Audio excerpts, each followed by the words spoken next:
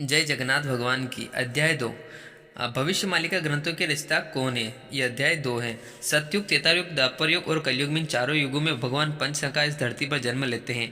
युग के अंत में भगवान विष्णु द्वारा धर्म स्थापना के काम में पंचसखा अपने सहयोग देते हैं। युग कर्म खत्म करने के पश्चात भगवान विष्णु गोलोक वैकुंठ को वापस लौट जाते हैं। पंचसखाओं का जन्म भगवान के अंग से ही होता है। हर युग में पंचसखा अलग अलग रूपों में पृथ्वी पर अवतरित होते हैं। भविष्य मालिका ग्रंथों और पुराणों में यह प्रमाण मिलता है कि सतयुग इन पंचसखाओं के नाम था नारद, मार्कंड, गार्गव, स्वयंभू और कृपाचल। सतयुग के अंत में अपना अपना काम समाप्त करके पंचसखा अपने फिर गोलोक वैकुंठ को लौट गए। त्रेतायुग के अंत में भगवान श्री रामचंद्र जी द्वारा धर्म स्थापना के समय इन पंचसखाओं ने फिर से जन्म लिया था।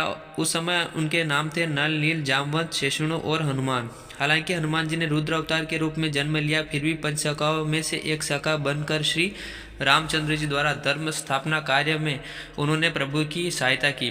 त्रेतायुग में भी अपना अपना काम समाप्त करने के बाद पंचसखा फिर गोलोक वैकुंठ को वापस लौट गए। पंचसखाओं ने द्वापर युग में भी जन्म लिया और श्री कृष्ण जी के आगमन और उनके द्वारा धर्म स्थापना के कार्य में उन्होंने अपना हाथ बटाया। द्वापर में उन पंचसखाओं के नाम थे दामा, सुदामा, सुबुल, सुबाहु और शिबच्छ। कलयुग का आगमन हुआ और कलयुग के अंत में लगभग 500 वर्ष पूर्व भगवान के इन पंचसखाओं ने फिर से जन्म लिया। कलयुग के इनके नाम थे अच्युतानंद दास, अनंत दास, यशवंत दास, जगन्नाथ दास और बलराम दास। इन्होंने कलयुग के निराकार ब्रह्मा श्री जगन्नाथ जी के दर्शन से पृथ्वी पर अवतार लिया और उन्हीं के निर्देश से इस दिव्य ग्रंथ माला भविष्य मालिका की रचना की। ये जो आप देख पा रहे होंगे कि भविष्य मालिका की रचना किसने की, तो भविष्य मालिका की रचना कलयुग में इनके नाम थे अच्युतानंद दास जी। इन्होंने जो भविष्य मालिका की रचना की, ये पंचसखाओं में से एक हैं। भगवान कहते हैं इस धरती पर जब जब पापों का भार बढ़ता है, धर्म की हानि कमी होती है और सभी लोगों के मन में दया, क्षमा, स्नेह, प्रेम आदि के बदले हिंसा, द्वेष, क्रोध, काम, ईर्ष्या आदि भर जाती हैं, तब तब अपने चारों युगों के भक्तों को दुखों को दूर करने के लिए पृथ्वी पर सत्य, शांति, दया, क्षमा और प्रेम की स्थापना कर धरती पर माँ का बोझ हल्का करने और दुष्टों का विनाश और संतों की रक्षा करने के लिए मैं इस धरती पर अवतार लूँगा। कलयुग के अंत में कल के रूप में मेरे आने से पहले ही तुम पंचसखा धर्म को पुनर्स्थापित करेंगे। चारों युगों के भक्तों का उद्धार हेतु उनके एकत्रीकरण करने के लिए और उनको भ्रष्टाचार के मार्ग में सत्य मार्ग पर लाने के लिए भविष्य मालिका ग्रंथों की रचना की करो। इसलिए अच्युतानंद दास जी लिखते हैं कि ये जो आप पंक्ति देख पा रहे होंगे, उसके बाद अर्थात भक्तों की सोई चेतना को जगाने के लिए महापुरुष ने कलयुग के संगम युग तक और संगम युग से सतयुग तक होने वाली सभी बातों को सच्चाई को भविष्य मालिका के रूप में लिख दिया गया है। इसको पढ़ने से कलयुग के भक्तों की चेतना जागेगी और वे भगवान की खोज कर उनकी शरण में जाएंगे।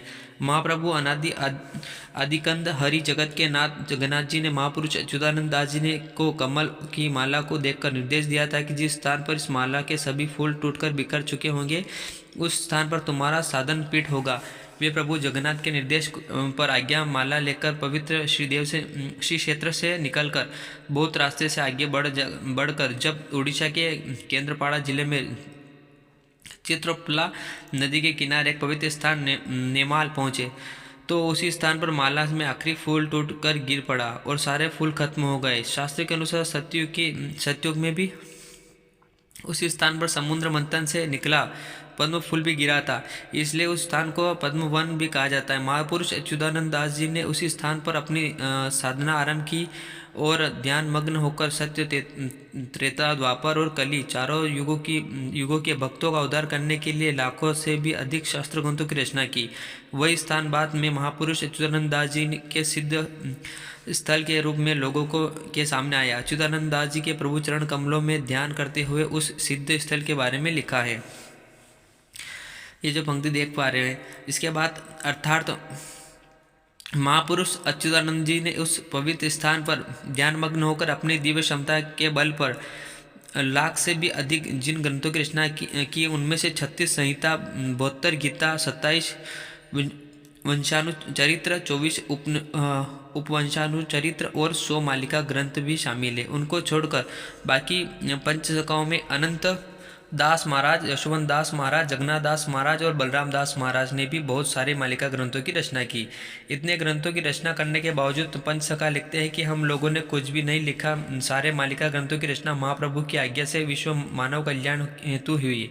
सतयुग में तपियो, त्रेता युग में कपियो, द्वापर युग में गोपियों और कलयुग में भक्तों के रूप में चारों युगों के भक्त इस अनंत युग में फिर से धरती पर आए हैं। उनकी सोई चेतना को जगाने के लिए और प्रभु की लीला में शामिल होने का समय आ गया है। इस विषय में जागृति पैदा करने के लिए और गोलोक में वैकुंठ के पूर्ण संस्कार को जगाने के लिए पंचसखाओं के द्वारा मलिका ग्रंथों की रचना हुई। भक्त चाहे विश्व में किसी भी कोने में रहे, मलिका सुनने और पढ़ने के बाद उनकी पूरी चेतना जागेगी। उनको प्रभु के आगमन के विषय में पता चलेगा और वे सब प्रभु की शरण में आ जाएंगे। चारों युगों के भक्त प्रभु के श्री चरण में आकर शरण लेंगे और अनंत युग में धर्म स्थापना के काम में योगदान करेंगे। महाप्रभु को पता पाने के बाद भक्त उनके द्वारा सत्युग के लिए दिन गए नीति नियमों को पूरे विश्व प्रसार करेंगे। भक्तजन प्रभु राम के गुण और महिमा का जय जयकार करेंगे और धर्म स्थापना के काम में अपने आप को लाएंगे। इस विषय में अच्युतानंद जी दास लिखते हैं। ये जो पंक्ति लिख रहे कि आप देख पा रहे होंगे, अर्थात भक्त लोग जहाँ भी जाएंगे मिलजुल कर भजन कीर्तन करेंगे और धर्म का प्रचार प्रसार करेंगे। पंचसखा का परिचय जो आप देख पा रहे हैं।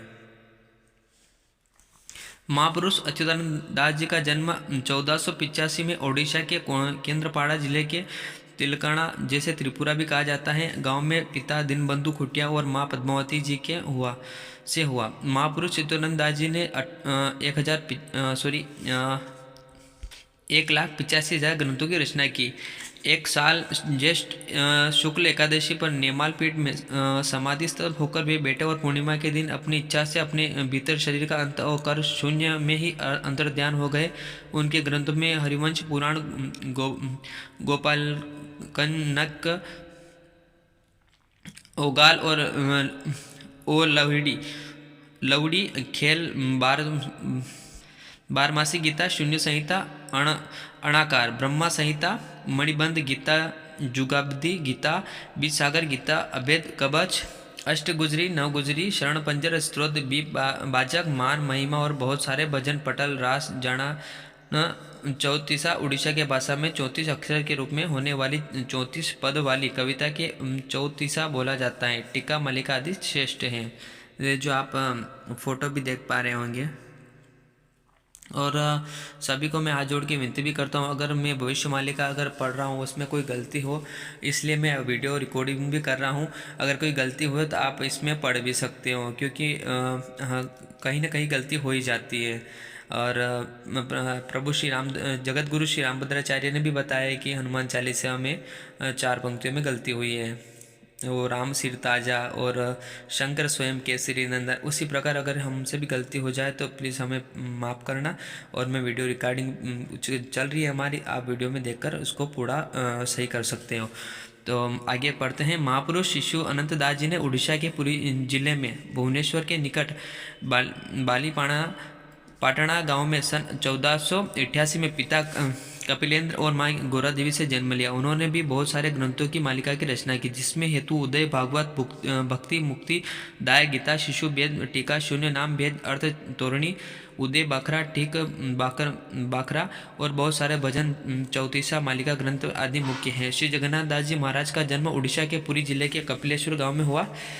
उनके पिता का नाम भगवान दास जी और माता का नाम पद्मावती था। संस्कृत श्रीमद् भागवत के बाद उन्होंने सबसे पहले उड़ीसा भाषा में श्रीमद् भागवत महापुराण और उसके बाद बहुत सारे शास्त्रों और भविष्य मालिका ग्रंथों की रचना की।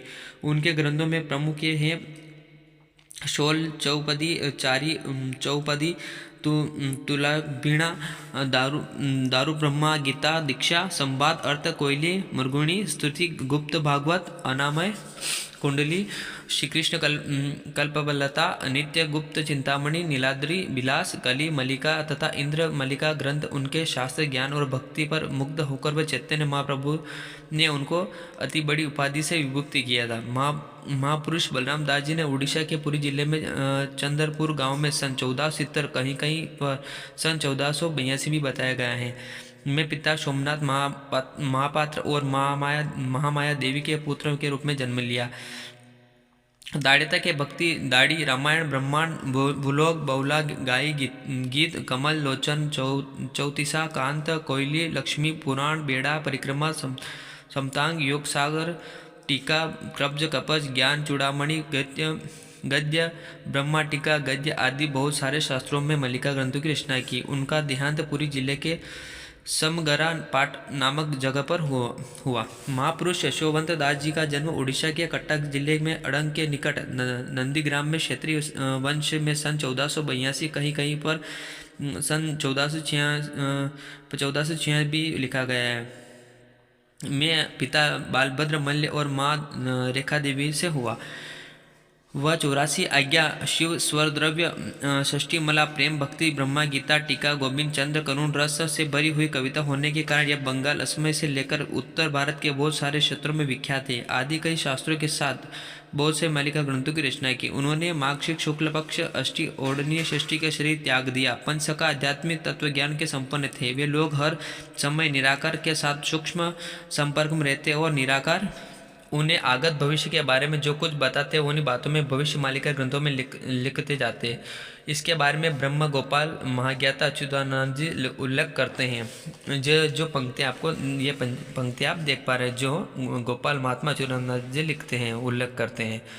उपरोक्त पंक्तियों के भावार्थ है कि पंच सखाओं में से श्री यशोवंत दास जी महाराज आगम और निगम के संबंध में सभी बातों को जानने में समर्थ थे। महापुरुष शिशु अनंत दास महाराज जी सांकेतिक गणित माध्यम से भविष्य जानने में माहिर थे।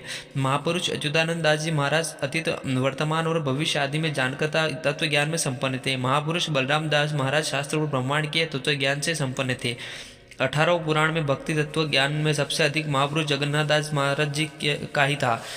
पंच सखाओं ने भविष्य मालिका के माध्यम से जो भविष्यवाणी की है उसमें खास तौर पर श्री जगन्नाथ जी तथा निराकार जी के निर्देश से भक्तजनों का उद्धार भक्त और भगवान का मिलन पापियों और दुराचारियों का विनाश तथा दिव्य सत्युग आरंभ के विवरण शामिल है। वे सब ग्रंथ की अभी मनुष्य समाज के लिए संजीवनी है। ब्रह्मांड में महाविनाश अचल अब बिल्कुल निकट आ चुका है। ऐसे संधि समय में भविष्य मालिका का अनुसरण करके महाप्रभु जी ने नाम और उनकी शरण में जाने से सिवा और कोई दूसरा रास्ता नहीं है। ये जो भविष्य मालिका का मैंने हम दूसरा अध्याय आपको बता दिया है। अब भविष्य मालिका का जो सबसे मेन पॉइंट है छठा अध्याय, वो बहुत ही जैसे कि भविष्य मालिका में होने वाला है। जैसे कि मैं आपको छठा अध्याय में बता देता हूँ। यहाँ पे ये देखिए अध्याय छठा, कलयुग का अंत होने के लक्षण। इसमें कलयुग में जो कलयुग का अंत होगा उसके लक्षण क्या क्या है क्या क्या नहीं है इसमें सारा है। और अभी जो हम दूसरा अध्याय है उसके बाद तीसरा अध्याय होगा चतुर्युग गणना के संबंध में विचार। उसके बाद चौथा अध्याय है कौन कौन से पाप कर्मों द्वारा कलयुग का पतन होगा। ये भी आपको बहुत ही मतलब जो भी पॉइंट है सभी सब सही है। और इनमें से इन सभी पॉइंटों में से हमें देखने को भी मिलेगा कि किस कारण से हमें जैसे बीमारियां प्राप्त हो रही है और किस कारण से हम बीमारियों से मुक्त हो पाएंगे। और इसमें लिखा हुआ भी है कि जैसे कि कोई भी भविष्य मालिका का पाठ करेगा और या सुनेगा तथा उसको किसी और को शेयर करा यानी कि मतलब सभी को बताएगा भविष्य मालिका के अनुसार, तो वो सभी पातकों से मुक्त हो जाएगा। तो दोस्तों ये वीडियो भी आप सभी लोगों को शेयर करें और आप भी सुखी रहें, दूसरों को भी सुखी रखें। और वीडियो को अधिक से अधिक शेयर करें। और हमारे चैनल पर पहली बार आए तो हमारे चैनल को सब्सक्राइब ज़रूर करें। और अगले वीडियो देखने के लिए हमारे चैनल को सब्सक्राइब ज़रूर करें ताकि नोटिफिकेशन आप पर आ सके। जय जगन्नाथ मंदिर की।